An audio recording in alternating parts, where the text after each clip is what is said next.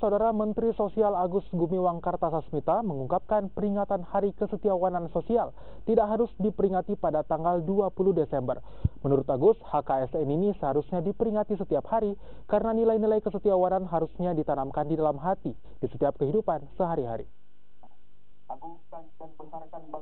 Hari Kesetiawanan Sosial Nasional yang dipusatkan di Sport Center David Tony di Kecamatan Limboto, Kabupaten Gorontalo pada Kamis siang tidak harus diperingati pada tanggal 20 Desember.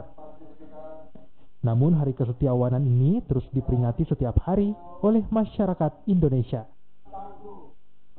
Hal ini diungkapkan Menteri Sosial Agung Gumiwang Kartasasmita usai menghadiri puncak HKSN tahun 2018.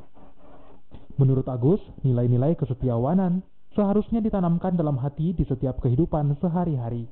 Betulnya setiap hari rakyat Indonesia, masyarakat bangsa Indonesia seharusnya merayakan atau memperingati kesetiawanan sosial. Bukan hanya tanggal 20 Desember.